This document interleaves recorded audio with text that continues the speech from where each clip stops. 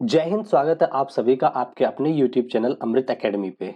हम लोग CTET paper 2 के मैथ और साइंस को डिस्कस कर रहे थे, जिसमें से हमने साइंस का चैप्टर 1 इलेक्ट्रिसिटी विद्युत स्टार्ट किया हुआ, जिसमें से हमारी एक वीडियो हो चुकी है कॉन्सेप्ट की। आज हम लोग नेक्स्ट वीडियो में उसी सीरीज को आगे बढ़ाएंगे। इसमें हम लोग कुछ कॉन्सेप्ट और कुछ पीवाईक्यू क्वेश्चंस देखेंगे। इसमें आज हम लोग ओम्स लॉ के बारे में पढ़ेंगे, फैक्टर अफेक्टिंग रेजिस्टेंस, ये बहुत इंपॉर्टेंट टॉपिक है, ये पढ़ेंगे। उसके बाद हम लोग कॉम्बिनेशन ऑफ रेजिस्टेंस के बारे में पढ़ेंगे। उसके बाद हमारे कुछ पीवाईक्यू हैं जिनको हम सॉल्व करेंगे आज। ठीक है, तो अगर अभी तक आप लोगों ने पिछली वीडियो नहीं देखा है तो सबसे पहले आप उसको देख लीजिए, क्योंकि काफ़ी कॉन्सेप्ट जो है वहाँ से लिए जाएंगे। ठीक है, और अगर चैनल पे नए हैं तो सब्सक्राइब कर लीजिए, क्योंकि इसे हम कंप्लीट करने वाले हैं डिटेल में। ठीक है, तो आ जाइए वीडियो को शुरू करते हैं। तो सबसे पहले ओम्स लॉ क्या है, सबसे पहले ये जान लेते हैं कि देखिए, एक जॉर्ज साइमन ओम नाम के एक साइंटिस्ट हुआ करते थे, जिन्होंने 1826 में एक रिलेशनशिप पे स्टडी किया था। वो रिलेशनशिप था करंट और पोटेंशियल डिफरेंस के, आई एंड वी के बीच में एक रिलेशनशिप पे स्टडी किया था। और उस रिलेशनशिप में उन्होंने क्या स्टडी किया था, सबसे करंट आपको लोगों को पता है, करंट के बारे में मैंने बता दिया। थोड़ा सा पोटेंशियल डिफरेंस के बारे में और बता देता हूँ। पोटेंशियल डिफरेंस जो होता है, किसी भी कंडक्टर के दोनों एंडों के बीच के जो प्लस और माइनस का डिफरेंस होता है, उसके बारे में स्टडी किया जाता है। ठीक है, और इसकी जो यूनिट होती है वो वोल्ट होती है। ठीक है, पोटेंशियल डिफरेंस की भी यूनिट होगी वोल्ट, और इसे जो मेजर किया जाता है वोल्ट मीटर से किया जाता है, वोल्ट मीटर से। ठीक है, एक सेकंड में थोड़ा सा पेन पतला कर लूं। हाँ, वोल्ट मीटर से किया जाता है। यूनिट क्या हो गई, वोल्ट हो गई। और ये भी एक स्केलर क्वांटिटी होती है, स्केलर है। ठीक है ना। ठीक, अब हम आ जाते हैं अपने ओम्स लॉ पे। तो ओम्स लॉ में क्या आइडेंटिफाई किया गया था, आई और वी के बीच में रिलेशन।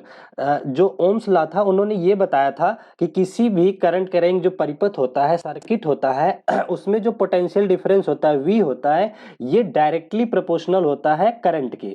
अब ये डायरेक्टली प्रोपोर्शनल से क्या मीनिंग होता है, अगर कोई भी चीज डायरेक्टली प्रोपोर्शनल है, इसका मतलब होता है कि अगर हम v को बढ़ाएंगे, ठीक है ना, इस कंडीशन में v को अगर हम इंक्रीज करते हैं तो पैरेलल में i भी हमारा इंक्रीज होता है। करंट अगर बढ़ाएंगे, अगर या तो i को बढ़ाएंगे तो v इंक्रीज होगा। ठीक है, ये होता है पोटेंशियल, इनका डायरेक्टली प्रोपोर्शनल का मीनिंग।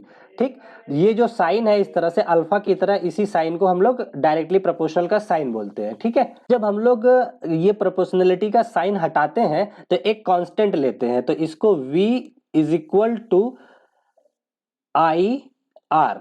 ठीक है, ये है हमारा ओम्स लॉ का main formula, V is equal to I R. R एक कांस्टेंट लिया गया है ताकि ये प्रोपोर्शनलिटी का साइन हटा करके हम इक्वल का साइन ले सके। ठीक है ना, तो ये फार्मूला जनरेट होकर क्या आता है, यहां से दो तीन फार्मूले हमारे जनरेट होते हैं। पहला, जैसे यहां से V equal to I R, यहां से अब I निकालना चाहो तो R को नीचे भेज दो, तो I इज इक्वल टू हो जाता है V बाई आर। एक फार्मूला यहां से ये आ जाता है। ठीक है, और दूसरी चीज आ जाता है, आर की वैल्यू अगर निकालना है तो आर इज इक्वल टू होता है V by I, V by I. ठीक है ना, अब इसमें देखिए आर क्या है, आर हमारा रेजिस्टेंस है, रेजिस्टेंस। रेजिस्टेंस का मतलब होता है प्रतिरोध, प्रतिरोध। ये क्या काम करता है, ये किसी भी सर्किट या कंडक्टर में करंट फ्लो को कंट्रोल करता है, मतलब स्लो करता है, एक तरह से रुकावट बनता है करंट के फ्लो के लिए। ठीक है ना, और एक ये भी चीज ध्यान दिया जाता है कि आई और आर का जो रिलेशन होता है अपोजिट रिलेशन होता है। यहां से देख लीजिए, अब हम रिलेशन निकाल सकते हैं। जैसे आई जो है हमारा, ये इनवर्सली प्रोपोर्शनल होता है 1/r, ये आर के इनवर्सली प्रोपोर्शनल होता है। इनवर्सली प्रोपोर्शनल से मीनिंग ये हो गया, अगर हम किसी भी परिपथ में, किसी भी कंडक्टर में, वायर में करंट बढ़ाना चाहते हैं तो उसका हमें रजिस्टर जो है वो कम करना पड़ेगा, आर को घटाना पड़ेगा। ठीक है ना, ये होता है इनवर्सली प्रोपोर्शनल की मीनिंग। ठीक है, अब देखिए गुड कंडक्टर और बैड कंडक्टर क्या होते हैं। गुड कंडक्टर वो होते हैं जिसमें आर की वैल्यू कम हो। ठीक है ना, आर अगर लेस है, लेस है किसी भी कंडक्टर में, तो उसे हम बोलेंगे क्या, गुड कंडक्टर, गुड कंडक्टर। ठीक है, अगर आर ग्रेटर आ गया, मैक्स आ गया, तो उसे हम क्या बोलते हैं, बैड कंडक्टर, बैड कंडक्टर। ठीक है ना, आप लोग ये आवाज पे ज्यादा ध्यान देना, ये मैं शॉर्ट में लिख रहा हूं। ठीक है, बैड कंडक्टर। यहां तक बात समझ में आ गई। तो ओम्स लॉ क्या हो गया, it is a relationship between I and V, current और पोटेंशियल डिफरेंस के बीच का एक रिलेशन होता है। ठीक है, अब इनके बीच का ग्राफ क्या होता है, आई और वी के बीच का ग्राफ स्ट्रेट लाइन होता है, एक्स एक्सिस पे आई को लिया जाता है, वाई एक्सिस पे वी को लिया जाता है, इनका जो ग्राफ होता है वो स्ट्रेट लाइन होता है। तो हमारा ओम्स लॉ यहाँ पे समराइज हो जाता है। आ जाइए हम अपने नेक्स्ट टॉपिक पे आ जाते हैं। अब देखिए ये बहुत इंपॉर्टेंट टॉपिक है, फैक्टर अफेक्टिंग रेजिस्टेंस, प्रतिरोध को प्रभावित करने वाले कारक। तो कोई भी प्रतिरोध क्या होता है, अगर कोई जैसे कोई ये वायर है, ठीक है ना, इसमें प्रतिरोध का क्या काम होता है, अगर प्रतिरोध ज्यादा होता है तो उसमें से करंट नहीं फ्लो कर पाता है, ठीक है ना। तो इसके जो कारक है इनको प्रभावित करने वाले के ये 3 कारक हमें पढ़ने होते हैं। पहला कि तार की लंबाई क्या है, लेंथ ऑफ वायर, मतलब जो प्रतिरोध होता है तार की लंबाई के डायरेक्टली प्रोपोर्शनल होता है। डायरेक्टली प्रोपोर्शनल मतलब जितना लंबा तार उतना ज्यादा प्रतिरोध, बहुत लंबाई का तार आ गया तो प्रतिरोध बहुत लंबा हो जाएगा, ठीक है ना। दूसरा दूसरा हमारा अफेक्टिंग जो वो है वो हमारा है area of cross section. Area of cross section का मतलब होता है कि तार की मोटाई, जैसे अगर ये तार है तो ये एंड कितना ये मोटा है, यही क्रॉस सेक्शन एरिया होता है, ठीक है ना। तार की मोटाई की बात की जाती है क्रॉस सेक्शन एरिया में। तो तार की मोटाई के इनवर्सली प्रोपोर्शनल होता है। इसका मतलब होता है कोई भी तार जितना ज्यादा मोटा होगा उसमें आर की वैल्यू उतनी कम होगी, ठीक है ना। मोटाई ज्यादा तो रेजिस्टेंस कम, रेजिस्टेंस ज्यादा तो मोटाई कम, ठीक है ना। ये इनवर्सली प्रोपोर्शनल का हो गया कंडीशन। और सबसे मोस्ट इंपॉर्टेंट अफेक्टिंग फैक्टर क्या होता है कि नेचर ऑफ मटेरियल, मटेरियल किस चीज का बना हुआ है, वहां से हम लोग उसके रजिस्टिविटी से पता करते हैं कि वो कितना ज्यादा उसमें रेजिस्टेंस होगा, कितना कम रेजिस्टेंस होगा, ठीक है ना। तो सबसे कम रेजिस्टेंस वाला हमारा जो होता है मटेरियल वो सिल्वर होता है, इसीलिए सिल्वर जो है गुड कंडक्टर माना जाता है। सबसे गुड कंडक्टर कौन सा होता है, सिल्वर होता है। अच्छा, इन दोनों कंडीशन से हम यहाँ पे आ जाते हैं कि आर, देखिए आर एक जगह R is directly proportional to L है, R is inversely proportional to 1/a आ गया, ठीक है ना। तो इन दोनों को कंपैरिजन करें तो मैं ये लिख सकता हूं क्या, are is proportional to L/A, ठीक है। ये बात हम लिख सकते हैं यहां से आसानी से, ठीक है। अब जब ये लिख दिए, अब अभी मैंने पिछले वीडियो में इसमें बताया था कि अगर प्रोपोर्शनलिटी का साइन आपको हटाना है तो इक्वल साइन लगाने के लिए कांस्टेंट लेना पड़ता है। तो यहां से निकल के आ जाता है R is equal to rho L/A।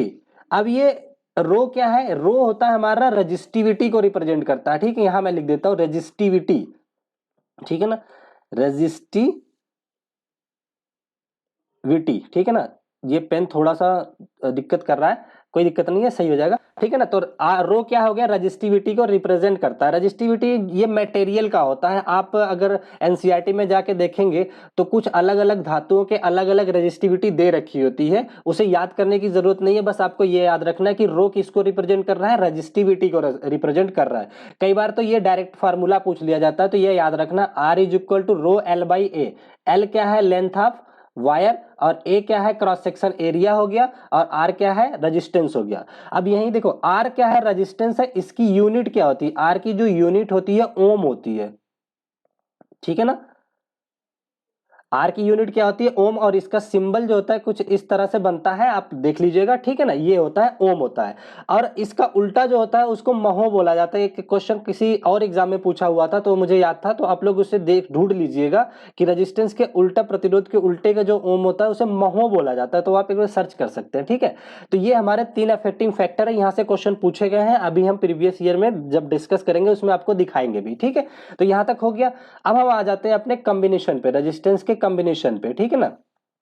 तो देखिए रेजिस्टेंस का जो कॉम्बिनेशन है वो 2 तरीके से होता है, एक सीरीज जिसको श्रेणी क्रम बोलते हैं, दूसरा हमारा पैरेलल या समांतर क्रम होता है। इसको मैं चाहूं तो आप लोगों को डिराइव भी करके दिखा सकता हूं, लेकिन अभी मैं यहाँ डिराइव करना ज्यादा इंपॉर्टेंट नहीं समझ रहा हूं, क्योंकि आप लोग साइंस बैकग्राउंड से है तो ये सारी चीजें आपने देख रखी होगी, ठीक है। कोई नहीं, ये हमारी इमेज से थोड़ा सा ढक रहा है। देखिए श्रेणी क्रम में क्या होता है, जो रेजिस्टेंस होते हैं, जैसे 3 रेजिस्टेंस यहाँ पे हमने ले लिया, R1 R2 R3, 3 रेजिस्टेंस ले लिया, इनको श्रेणी क्रम में जोड़ने का मतलब होता है एक एंड को दूसरे एंड से कनेक्ट कर दो डायरेक्ट, ठीक है ना। जैसे इस वाले का ये एंड रहा, इसका ये एंड है, तो इसका दूसरा वाला एंड पहले से, इसका दूसरा वाला एंड पहले से, इस तरह से सीरीज में जोड़ दिया जाता है, ठीक है ना। तो और देखिए जो वोल्ट मीटर होता है ये पैरेलल में, इनके पैरेलल में जुड़ता है, ठीक है। और इस तरह से बैटरी से कनेक्ट करा दीजिए। अब क्वेश्चन कई बार ये पूछा जाता है कि कौन से टाइप ऑफ कॉम्बिनेशन में रेजिस्टेंस मैक्सिमम होता है। तो देखिए अगर हम श्रेणी क्रम में जोड़ेंगे, सीरीज में जोड़ेंगे, तो हमारा जो रिजल्टेंट रजिस्टर आएगा वो मैक्सिमम होगा, ठीक है। और मिनिमम कब होता है, जब हम उसे पैरेलल में जोड़ते हैं। पैरेलल में क्या होता है, सबके लेफ्ट एंड को एक साथ जोड़ दो और सबके राइट एंड को एक साथ जोड़ दो, ये पैरेलल कॉम्बिनेशन होता है, ठीक है ना। अब देखिए इसमें सीरीज कॉम्बिनेशन में करंट जो होती है एक ही, आई जो है वो सब में आई ही प्रवाहित होती है, ठीक है। और वहीं पे पैरेलल में क्या होता है, करंट जो होता है डिवाइड हो जाता है। इसमें R1 में I1 जाती है, R2 में I2 जाती है, R3 में I3 जाती है, ठीक है ना। तो इस चीज का ध्यान रखना, कई बार यहां से डायरेक्ट क्वेश्चन पूछा जाता है, ठीक है। तो अब आपसे ये याद रखना, मैक्सिमम रिजल्ट किस में आएगा, श्रेणी क्रम में मैक्सिमम रिजल्ट आता है और समांतर क्रम में मिनिमम रिजल्ट आता है। ये फोटो से ढक रही है फिर भी मैं यहाँ पे लिख देता हूं मिनिमम आता है, ठीक है ना। तो ये आ गया।